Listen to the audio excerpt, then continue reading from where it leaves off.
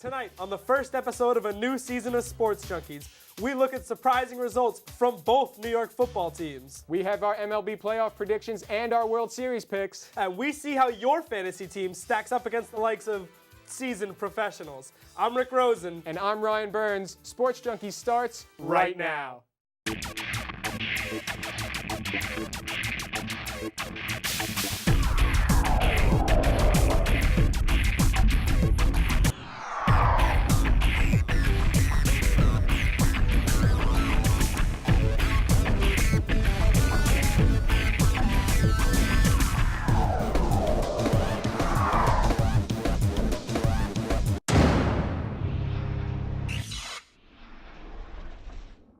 Good evening. Once again, welcome to Sports Junkies, a brand new season, a brand new co-host. I'm Rick Rosen, this time joined by Ryan Burns. Ryan, welcome to the big desk. Thanks, it feels good. Feels good to be back in a football season. Week 3, easily the most exciting week so far. Oh, absolutely. You got the Bills-Patriots game. Bills coming back from down 21-0. Tom Brady throwing 4 picks. You got the Saints against the Texans. That's a shootout, 40-33. It was a fantastic week in the NFL. Locally was no different as the Giants were in Philadelphia to take on the rival Eagles, who they hadn't beaten in the last 6 attempts. Let's go to the highlights. Tom Coughlin looking for his first win in 6 attempts against his nemesis, Andy Reid. Picking up early in the first, Mike Vick evading in the pocket. He'll find Aaron Ross. Ross, one of 2 picks on the day, and an early turnover for the G-Men. Eli Manning wastes no time. He'll find Brandon Jacobs, who sprints past Casey Matthews. Yes, that Matthews. 40 yards for the touchdown. Giants up 7-0 early. Giants get the ball back after the Eagles punt. Victor Cruz, step up to the plate, please. People will remember his name nationally as he will take this pass 74 yards and put the Giants up 14-0 after 1. Also his audition tape for Dancing with the Stars. Beautiful. Pick it up in the second quarter, it's Shady McCoy making moves, making a comeback. And he'll take that 11 yards into the end zone. Right before the half, the Eagles close the gap to 14-10. Here comes the pressure on Mike Vick. He'll look for his man, Jeremy Maclin. He didn't miss preseason at all. But Vick was the real culprit on this one. Knocked in the hand. He would not return. He was upset. Mike Kafka, he is not as good as Michael Vick. He's going to find his new friend, Aaron Ross. Mike Kafka, 4 for 7, 2 picks. Eli Manning, no picks, surprisingly. He'll find Ahmad Bradshaw on the screen for his 4th touchdown, no interception. Giants cruise 29-16. They go to 2-1, tied for first place in the NFC East. That's it for now. Danielle Meade, tell us what you got. Thank you, Rick.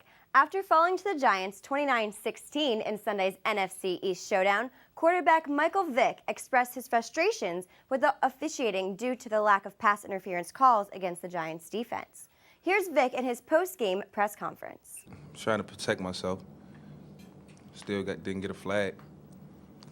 And that's pretty much been the story for the last 3 weeks. And, I mean, obviously at some point, you know, something catastrophic is going to happen. And I broke my hand. Not to blame the refs or said it was their fault.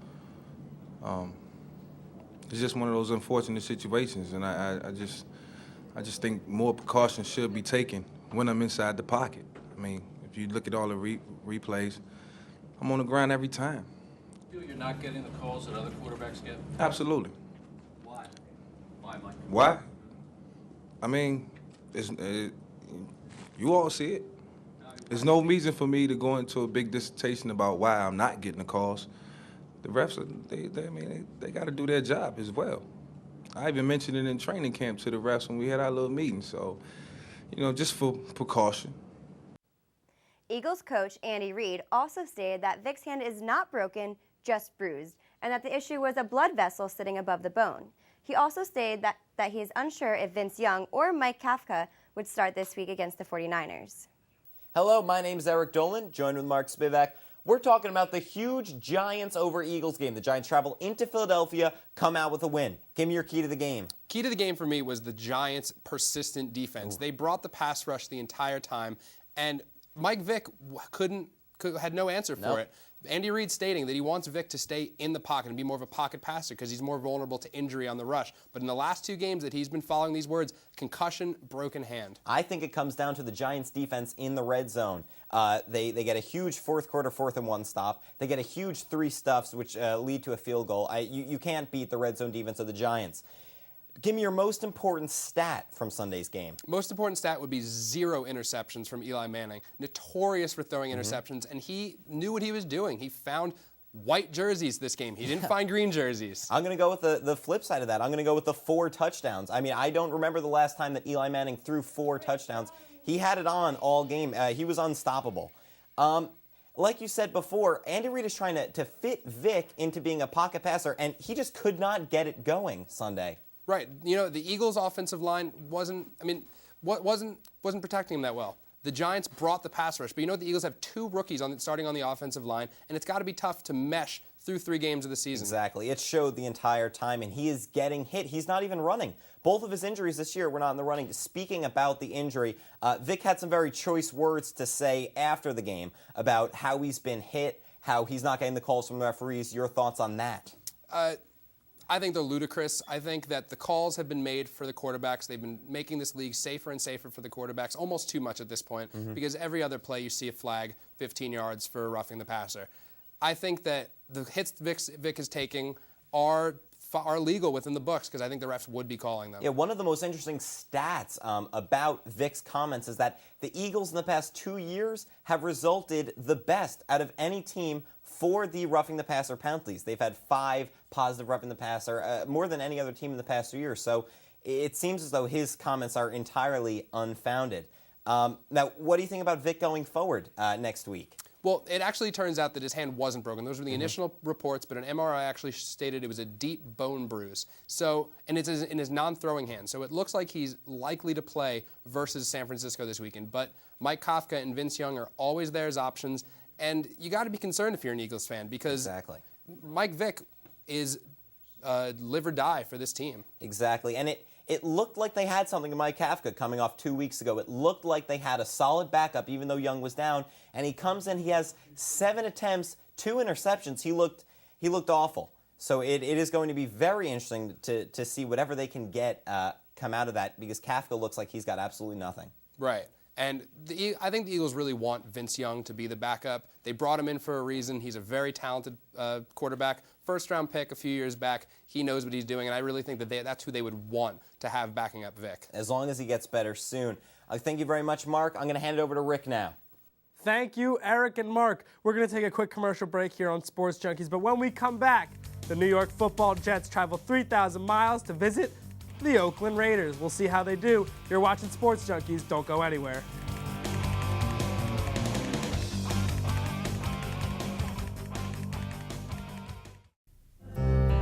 Wherever you go, whatever you do, I will be right here waiting for you.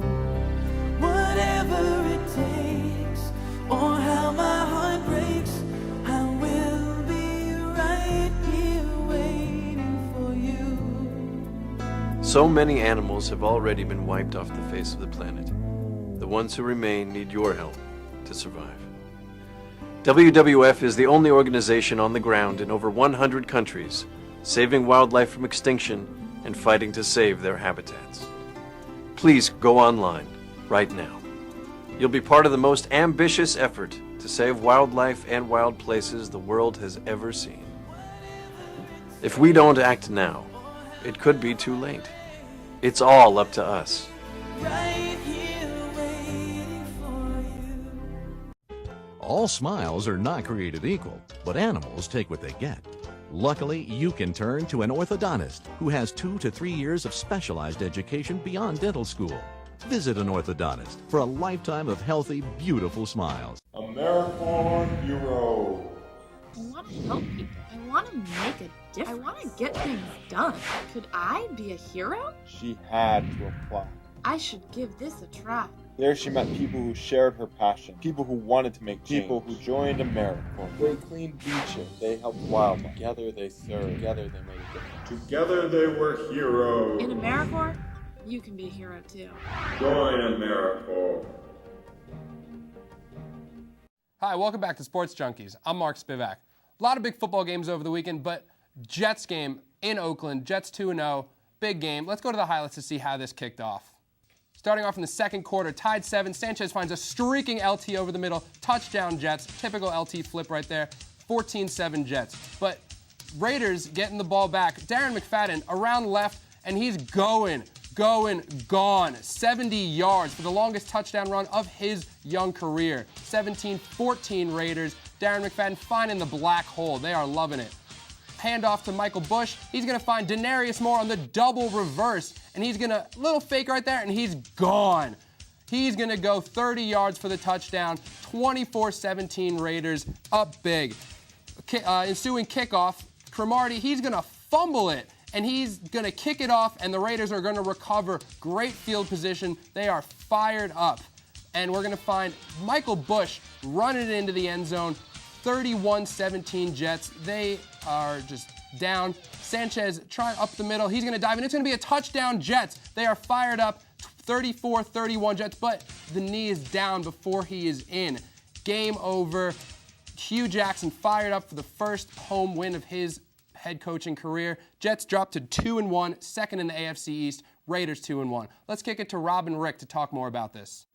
Thank you, Mark Spivak. Joined with Rob Wetham. Rob, welcome to the Sports Junkies team. Thanks, Rick. Now, Rob, when Rex Ryan joined the Jets organization a few years ago, he preached that the Jets were going to be the smack you in the mouth, ground and pound, most physical, nasty team in the NFL. And on Sunday, they got beat at their own game.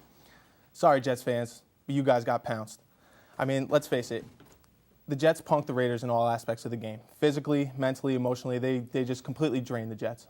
So much to talk about. I'm going to start with the Raiders' running attack for a little bit and the Jets' lack of. The Raiders really controlled the line of scrimmage for all 4 quarters. No, absolutely. I mean, the Raiders' line on both sides of the ball completely outplayed their Jets' counterparts. I mean, the Raiders, they ran 32 times for 234 yards.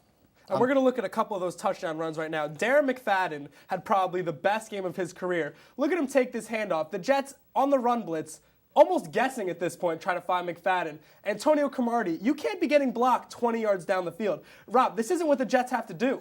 I mean, the fact of the matter is the Jets, that's just poor tackling on this play. Much poor tackling. And then you see they have to key. Stop it right there. The Jets are completely keying on Michael Bush. And at this point, they're completely taken out of the play. It's a perfect call by the Raiders organization. The Jets are caught with their pants down. And Rex Ryan must have played this 100 times to his team. Now, Denarius Moore is an athlete, but there's no reason he should be doing this against a team that went to back-to-back AFC championship games. I mean, the fact is, the first thing you're taught when you're young as a football player is to not over-pursue, to keep contained on the outside. And clearly on that play, you can see the Jets just over-pursued way too much. Poor discipline, poor tackling. And for the New York Jets, this was a game they needed because now they have a tough game against Baltimore on Sunday night, and then they got to go to New England. How are the Jets going to pull themselves up by their bootstraps?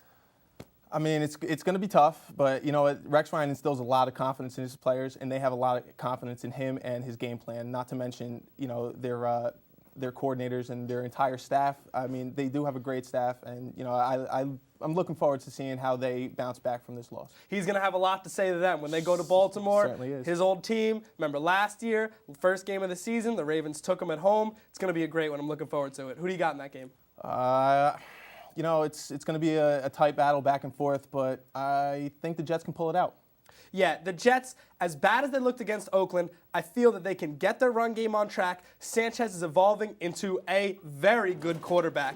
But what about the Raiders? The Raiders are now 2-1. This is a team that was undefeated in the AFC West last year. Can this team make the playoffs? Well, I'll tell you what, if they can run the ball at a 7.3 yards per carry clip, they could beat anybody. Not to mention the fact that they sacked Sanchez 4 times, and they knocked him down 6 other times, breaking his nose.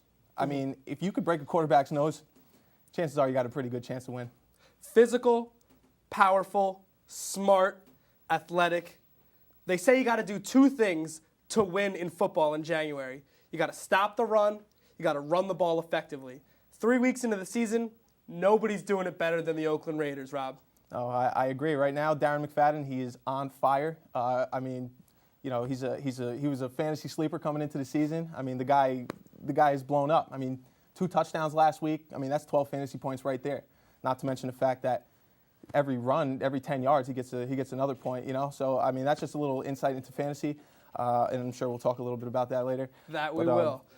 We'll see how the run game goes throughout the season. Thank you, Rob. For now, we're going to take it over to Danielle Meade. Danielle. The New Jersey Nets announced Monday that they are officially moving the franchise to Brooklyn beginning in the 2012-2013 season. Hip-hop mogul and Nets minority owner Jay-Z made the announcement in a press conference near the site of the Barclays Center, which is slated to become the new home arena for the Nets. In a statement released at the press conference, Jay-Z said, quote, "I asked for two things. One is that we name the New Jersey Nets the Brooklyn Nets, and the second is that I open the arena with a concert," end quote. Brooklyn Borough President Marty Markowitz didn't waste any time causing trouble with the Knicks by saying, quote, "I can't wait for those Knicks, aka Manhattan Knicks, to step out of the way for what will surely be our NBA champions, the Brooklyn Nets," end quote. Markowitz already starting a borough rivalry with the Nets and Knicks. That's going to be something to watch. I'd like to see them get into a rap battle. Who's going to represent the Knicks? I don't know. Probably Maury? every other rapper besides Jay-Z. Yeah, probably. Maybe Spike Lee. That's a good one. Yeah. Thank you, Danielle, for that excellent piece. Let's talk about something that is new here at Sports Junkies. This year we have a fantasy league with all the anchors and some of the production team, 12 teams, points per reception. How do you feel so far, 3 weeks into the season? Well, as an obsession of mine, I mean, I'm only 2-1 this season, led by Joe Flacco and Ray Rice. I feel like I'm going strong. I just beat our director, David Montroni. But I don't know, I'm still a little shaky on the rest of the season. How about you? I fell to 0-3 this past Sunday. Steven Jackson, #1 pick, not really doing what he's supposed to be doing. Traded my #2 pick, Andre Johnson, for Roethlisberger in a package deal with our producer, Andrew Adams. Not really panning out, but the season is young, and I have faith. No panic moves 3 weeks into the season. This is a championship squad, and I believe it. Send us all your fantasy squad at Sports Junkies on Twitter. We're going to take a quick commercial break. When we come back, we're going from football to baseball. It's baseball in October, and there's nothing better. We're going to talk about it on Sports Junkies. Don't go anywhere.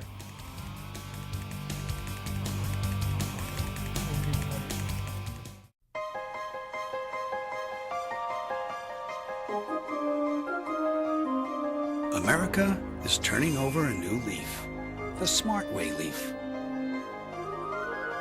Smart Way from the U.S. Environmental Protection Agency is changing the way America drives.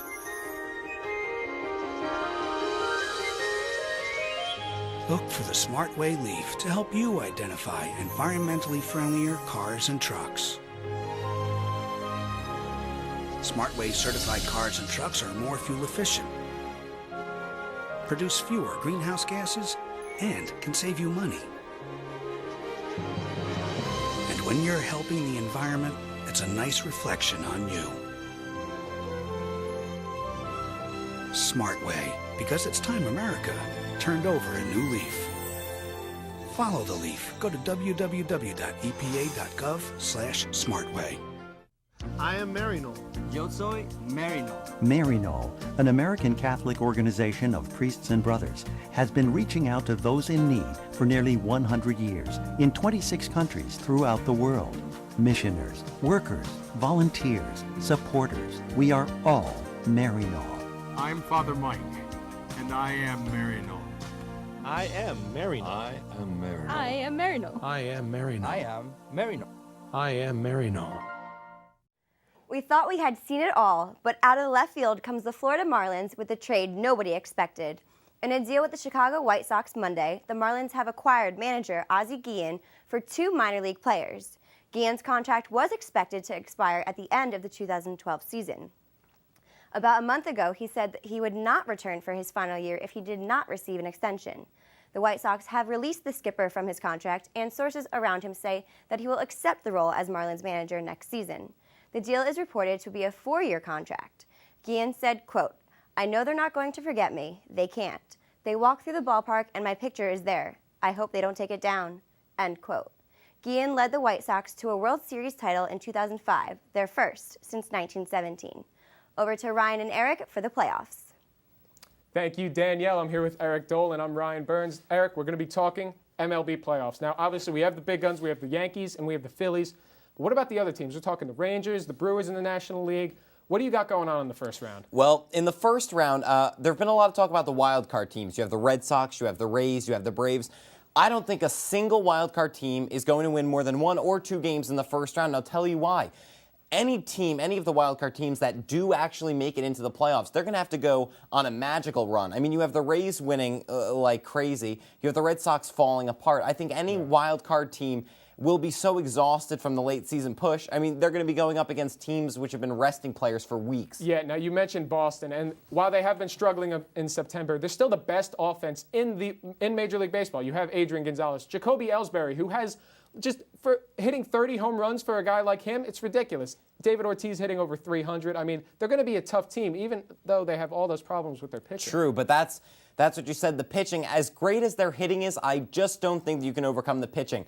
They had their best pitcher on the mound on Monday night. They had Josh Beckett going for them against the Baltimore Orioles, and they still could not pull it out. And even their offense is starting to look like all you have to worry about is those first 5 guys, and then it all falls apart for them. I just don't think that they have the pitching, even if they do find a way to make it into the playoffs, to go anywhere. Yeah, it seems like the other way around with the Rays. They got a lot of good young pitching, but their offense seems to be maybe a little old, maybe a little inconsistent. True. Atlanta has the hitting. They have the pitching. They have J.R. Jurgens coming back if they make it into the second round of the playoffs. But like I said, I just don't see a wild card team making it anywhere this year. Yeah, that's in the National League. Now, it's strange with the wild card scenarios, depending on who gets who.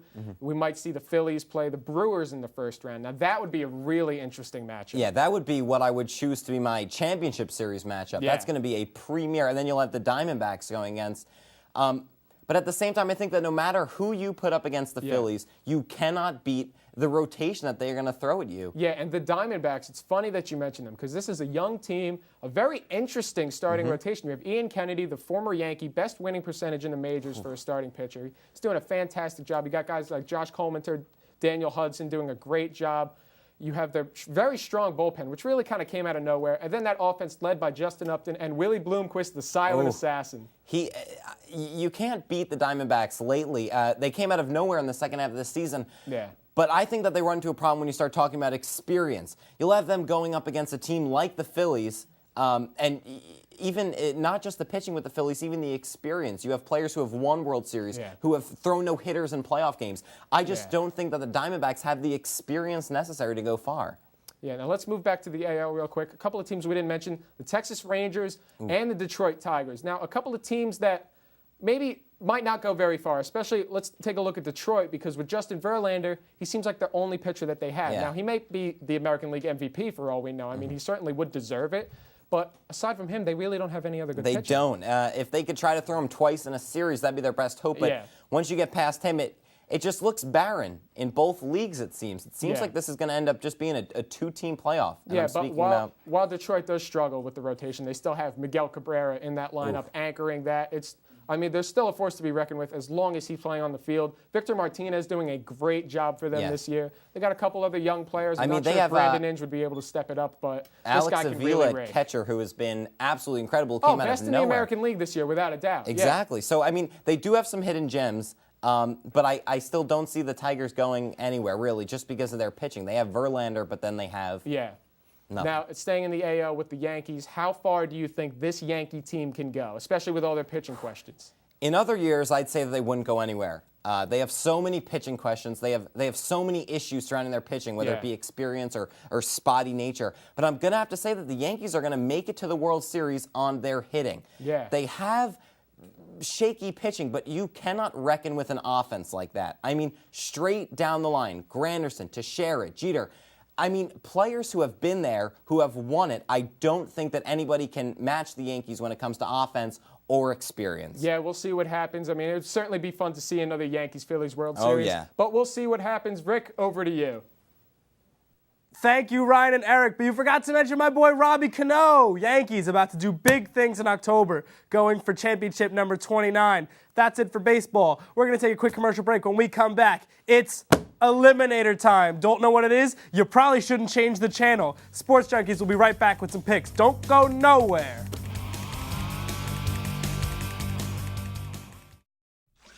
For years, scientists have explored remote corners of the Earth, searching for exotic substances that might help prevent cancer. At last, man has discovered a secret place where powerful remedies can actually be found. Medical research shows that a vegetarian diet, rich in fruits, vegetables, and whole grains, can help prevent many types of cancer. Wherever you live, cancer prevention is as close as your grocery store. To learn more, call 866-906-WELL.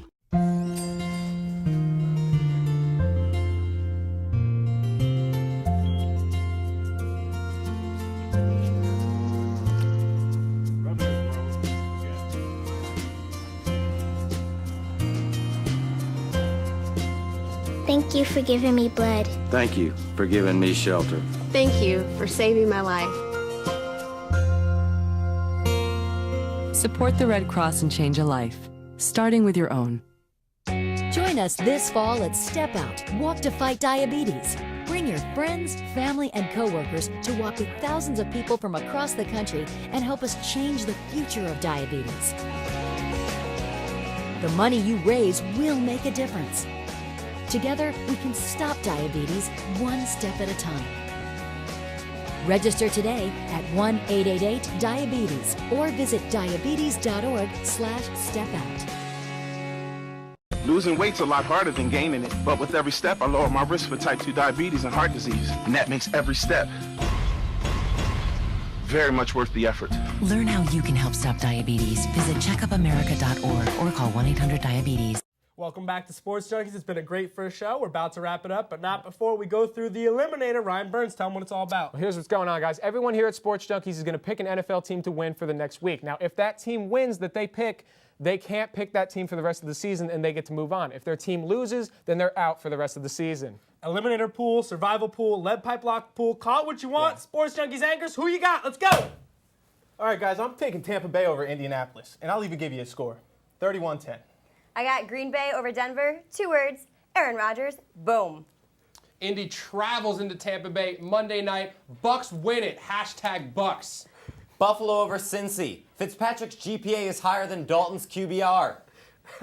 I'm going to take San Diego over Miami. Phillip Rivers, still my MVP choice. I have my own St. Louis Rams over the Washington Redskins. Christian Noble, take that. Oh, my God, you are such a homer. Come on. They're playing the Redskins. They're bound to win one, especially if Steven Jackson's healthy. They're bound to win one. You got 14 weeks left. I hope for your sake they actually get one. I'm still struggling over the fact that Manchester United had to settle for a tie today in the Champions League. Unbelievable. Ridiculous. We're going to get soccer onto the show eventually. Eventually, yeah. We're going to get a segment or two. For Danielle Meade, Rob Wetham, Eric Dolan, Mark Spivak, Ryan Burns at the big desk. It's been a great show on Sports Junkies. Yeah. How can they get to us? Well, here's the thing. We got sportsjunkies6@gmail.com. We also have a Facebook at WPTV/6 Sports Junkies. And this year, Twitter at Sports Junkies. Follow us, send us a message. We're going to be live tweeting during Week 4 and every NFL Sunday. Get at us. #WhatUp. I'm not sure that's how you use a hashtag. I don't think it's what up. We're going to figure hashtags out eventually. I think it's just Sports Junkies. But we could use what up for now. It's very catchy. But we're going to let Mark Spivak handle that. Let's close the show. For everyone here at Sports Junkies, I'm Rick Rosen. This is Ryan Burns. We'll see you next week. In the meantime, Kobe. Oh, the pen. Oh, yeah.